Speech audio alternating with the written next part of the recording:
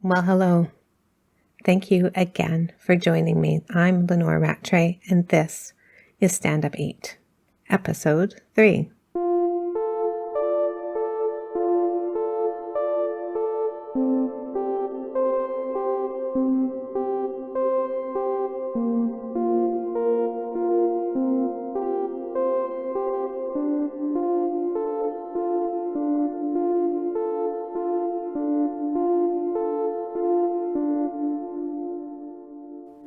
This is the episode that has been most scaring me. This episode may get ugly in a few different ways. This is the story I don't want to tell anyone. I don't think I have ever told this story in this way to anyone other than a therapist in private. And even then, most of the retelling was internal in my mind as I processed and watched and remembered. The retelling or reliving was all part of the therapeutic PTSD exercises where a story is set free to enable healing. And for me, this part of the story was the most shocking. It brought up the most emotion. I can vividly remember that there was a time not long ago, really, maybe 3-4 years, where even thinking about the details of what happened on this day quickly led to a breakdown state and me consumed by guttural sobs. For me, setting this specific story free was, and is, just the beginning. It's the beginning of a continual, ongoing search for resilience, strength, trust, hope, and purpose. As before, I'm going to continue talking about the tools that we use to survive life. The ones that we can't see, like adaptability. We all do it, don't we?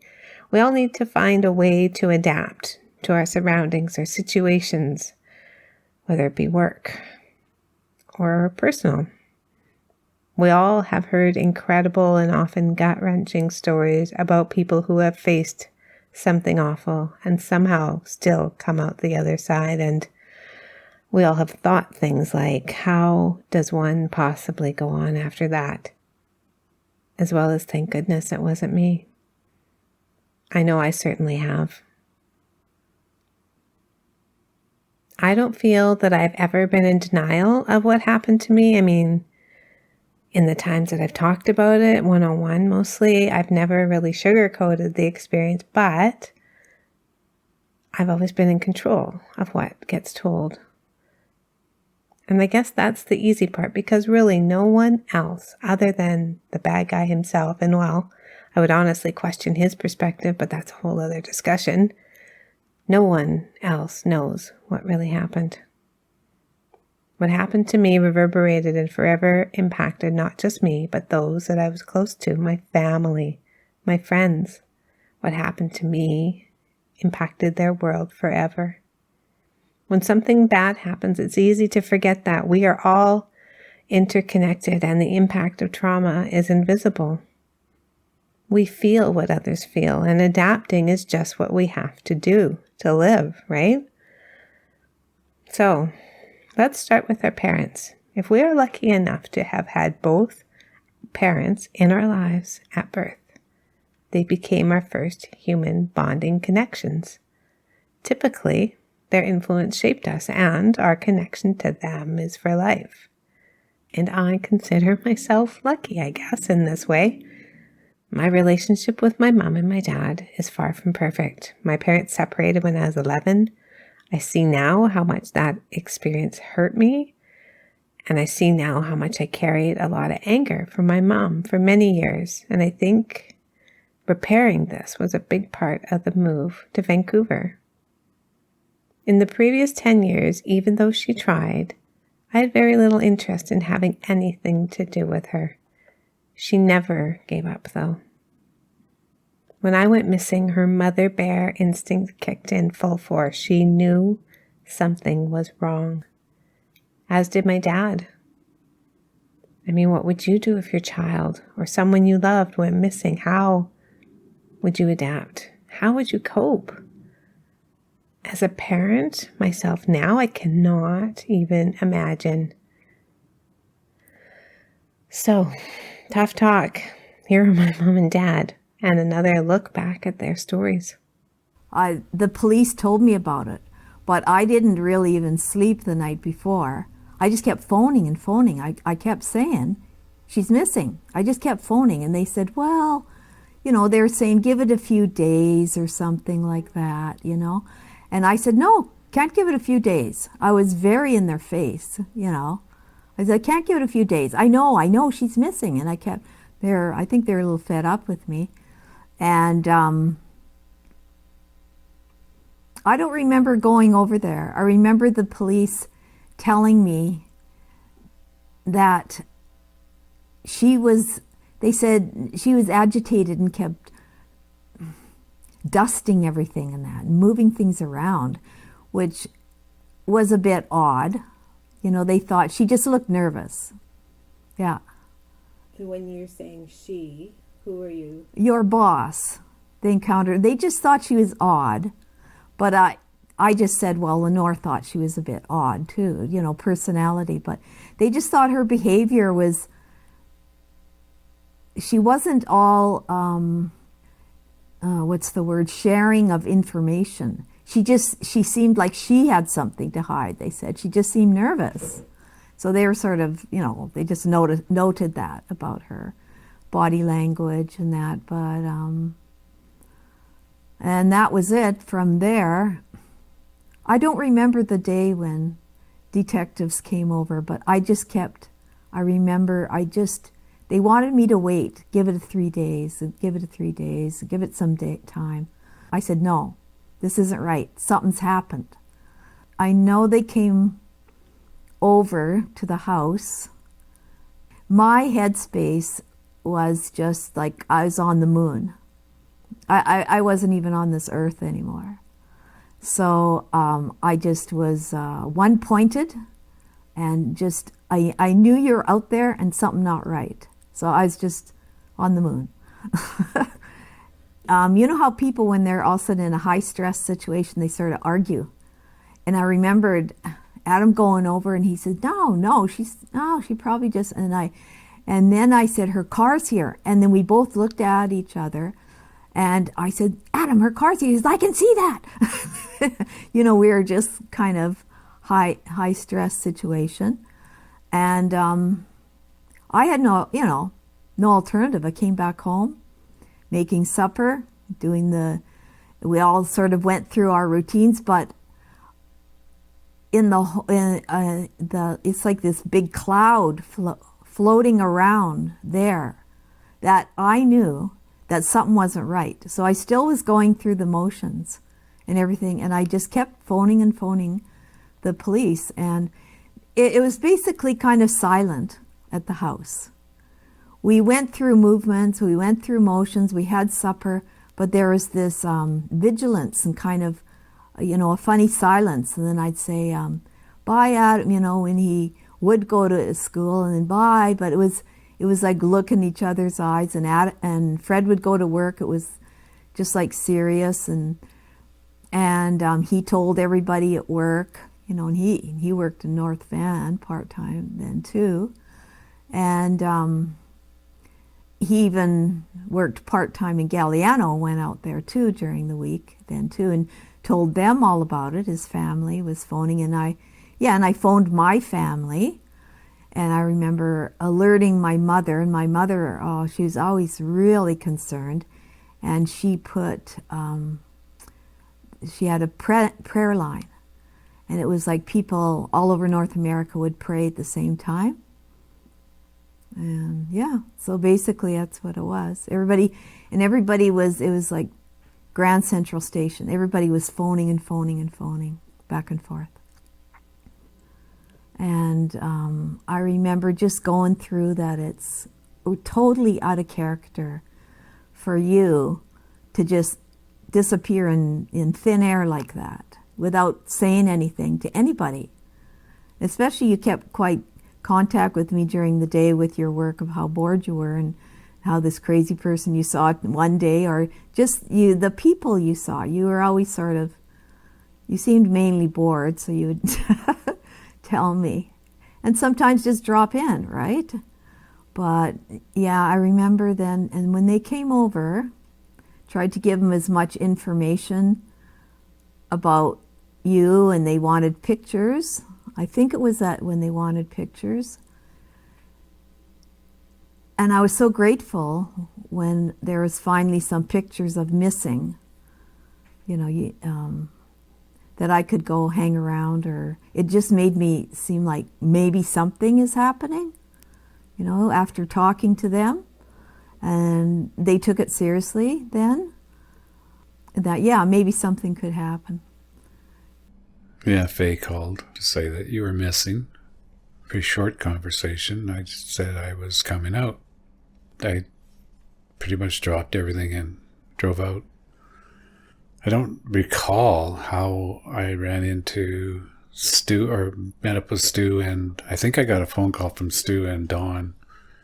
Is it Don Jarvis, right?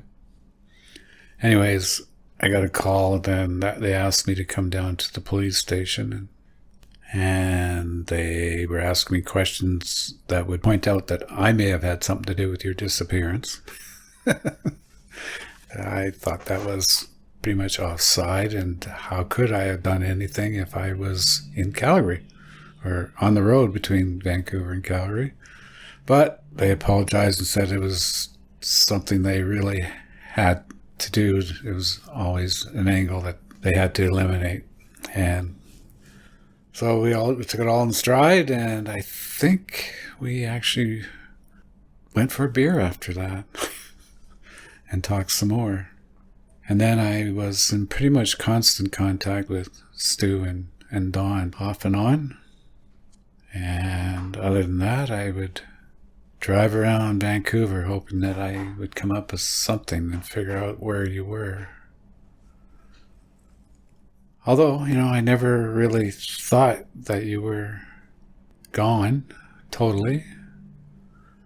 But I always knew that you were strong enough to endure.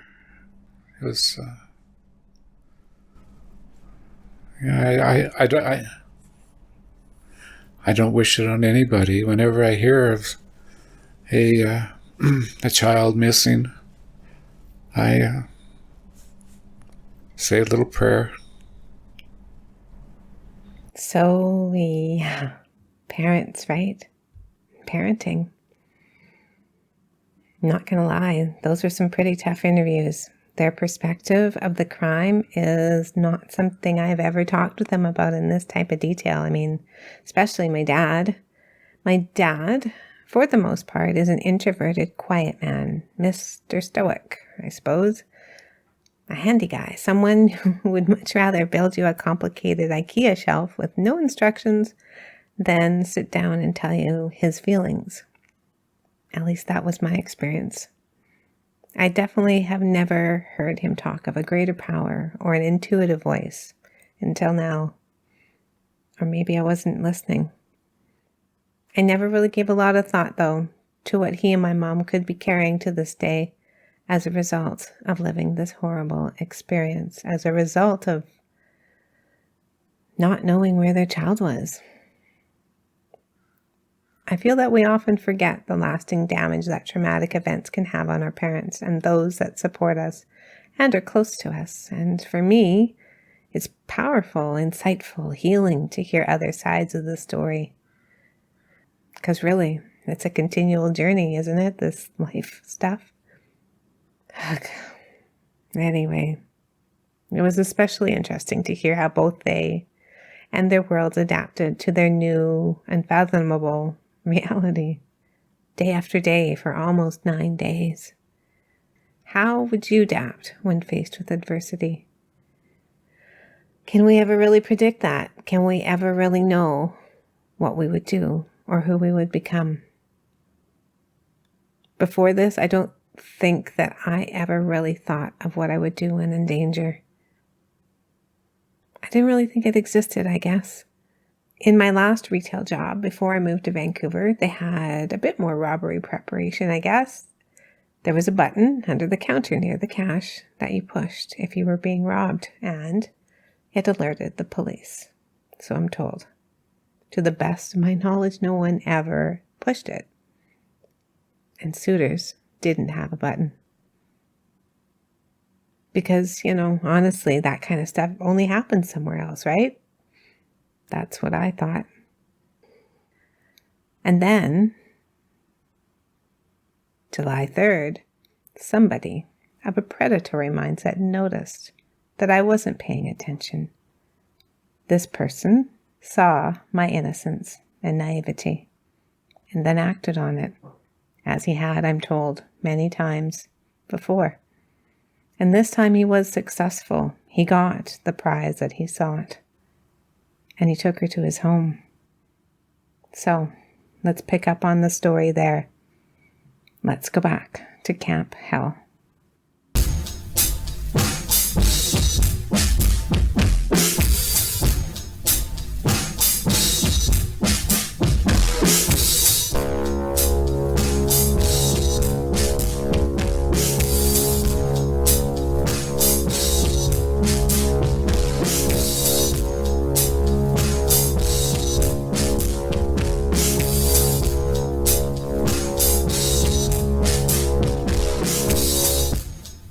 Trigger warning. This is true crime.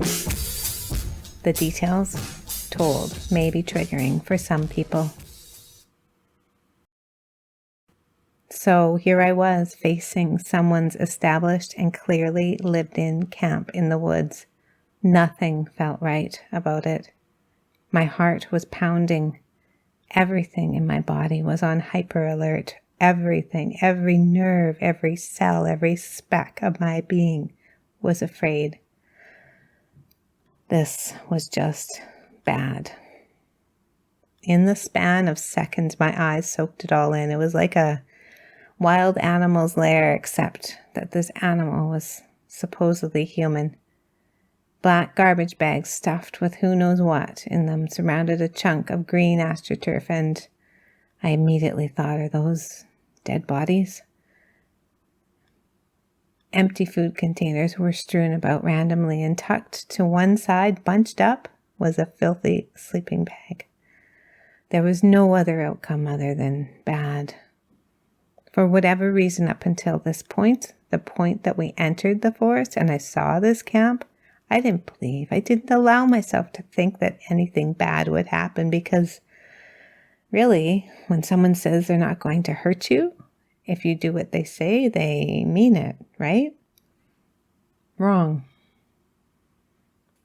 I didn't feel like I was totally naive to the reality of bad people existing. I mean, I was worldly, right? I had taken 2 years of journalism school, and I had read a lot of newspapers.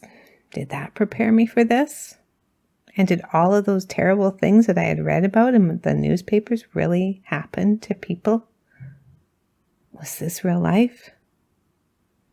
And what the hell was in those garbage bags? I remember his voice lowering. I remember the commands. I remember him being short, abrupt, demanding, and I knew now more than ever about the threat and the power behind the black gun in his right jacket pocket. As soon as we got into the bush and were tucked out of sight, I was again forced on my knees, and again I kneeled with my back to him, but this time it was different. In a second, he was all over me, hands groping, grabbing, pulling me into him, so we were now actually touching. His comments were disgusting, unrepeatable, pornographic, and his stench somehow now was even worse. As he reached around aggressively to, much too efficiently in my opinion, undo the buttons on the front of my blouse, I freaked. I don't know if you've ever been on your knees before with someone behind you pulling you into them and tried to fight them, but unless you're a trained wrestling star, you really don't get anywhere, and it becomes a huge mess, full of flailing, kicking, biting, scratching. I didn't scream, but I said no, no, no, no over And over again, as I tried to hammer him in the balls, I emphasized the word tried. Because that's what we were told to do, right? In every random self-defense tidbit that I'd ever heard in my travels, that was the go-to trick that all us females were taught. If you get attacked, always just hammer them in the balls. No man can take even the slightest impact on their balls, they said. Right. In real life, on this predator, it didn't work. I can see myself, fist clenched for probably the first time in my life, aiming right for the groin and hammering those oily, sagging jeans and impacting nothing. If I did impact anything, it didn't stop him or even slow him down. He just got madder. It was somewhat like when I was a kid in the country and my cat would hunt mice. Relentless escape was not an option. He was set on taking me down. And I just flailed. I didn't know. I did whatever I could. I wasn't a fighter. I remember reaching for his face and his eyes. I scratched as hard as I could. His glasses went flying, and then he went in hard, smashing me repeatedly in the side of the head, at least 3, 4, 5, who knows how many times. I felt like it would never stop. But that stopped me. Almost instantly, the left side of my head exploded in pain.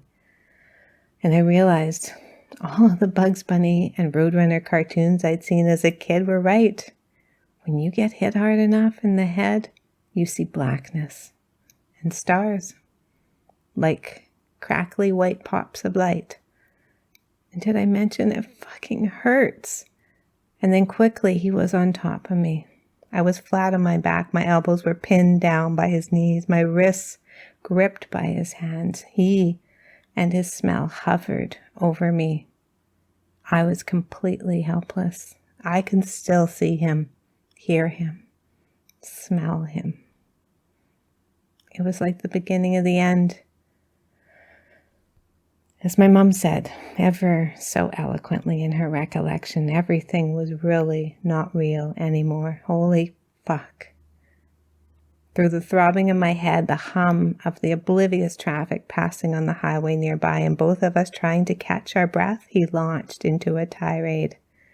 I had awoken something incredibly scary and very ugly. I had awoken the true predator. And all I kept thinking was I had fucked up big time. An intense sense of doom filled the air. This was day 1. Little did I know I had 8 more to go. The square black 9mm was now in his hand, pointed directly at my face, inches away from my face. Why, he barked, why did you fight me? I remember thinking, he seems genuinely surprised. Isn't the answer obvious? What's happening here is not okay. I don't think I really had a reply other than, I just want to go home. Well, he said, that's not your choice now. Followed quickly by, you really shouldn't have fought me. He was so pissed. His face carried a dark and twisted, determined expression, and I had a disgustingly close-up view now of the dark black shards in his mouth, representing what I assumed at one point used to be teeth. He kneeled and kept his body weight pressing hard on my arms and, with the gun firmly gripped in his right hand, frantically attempted to clean up the mess that our struggle had made. The AstroTurf had shifted down the hill, pieces of random plastic were strewn about, and his glasses were missing. As he searched for them, he reminded me again how I shouldn't have fought him and that he better be able to find his glasses or he would be really mad. I so didn't want to see that again. Thankfully, the glasses were located, and thankfully, for me, they weren't broken.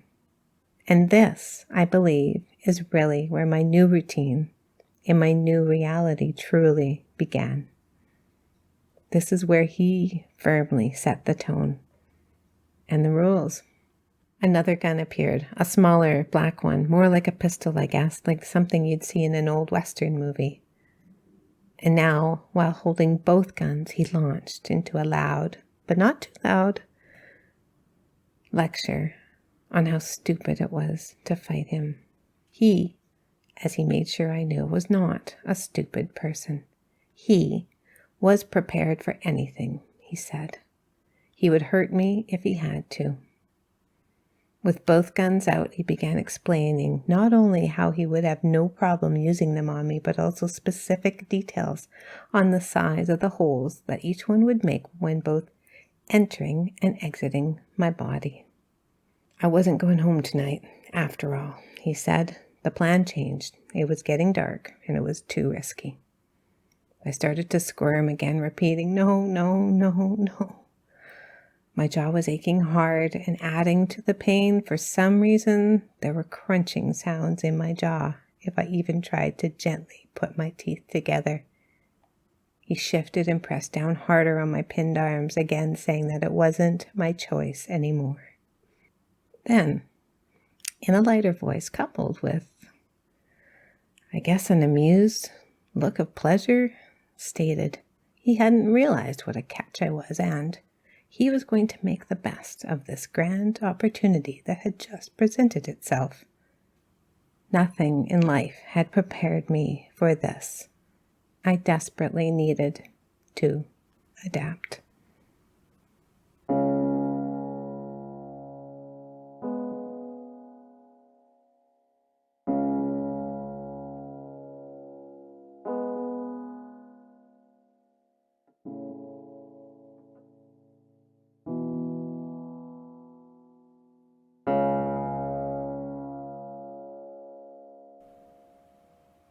So, as you can well imagine, what happened in the days that followed wasn't a picnic at all.